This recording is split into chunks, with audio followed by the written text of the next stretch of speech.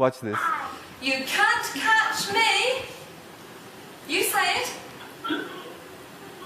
You can't catch me. I'm the gingerbread man.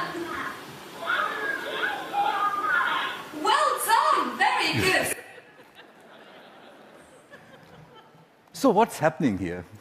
I think what we need to look at is we need to look at learning as the product of educational self-organization.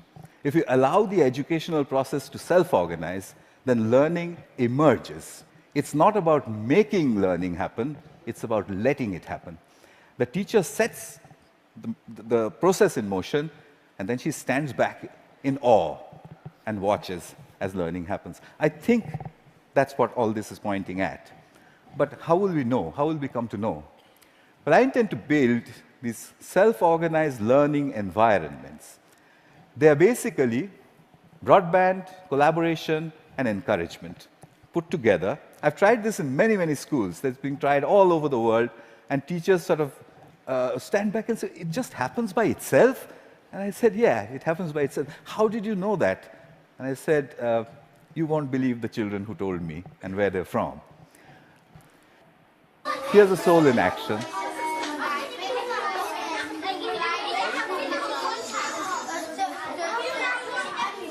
This one is in England.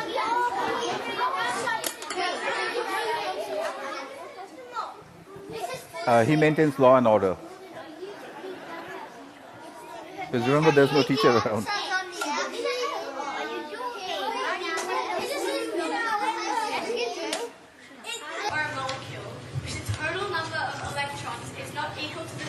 Australia. Giving it a net positive or negative electrical charge.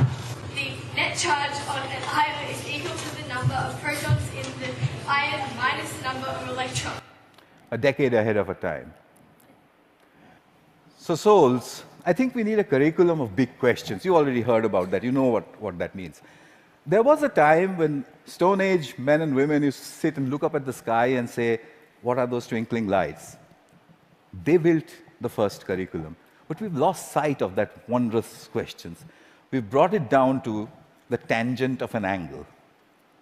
But that's not sexy enough. The way you would put it to a 9-year-old is to say, if a meteorite was coming to hit the Earth, how would you figure out if it was going to or not? And if he says, well, what? How?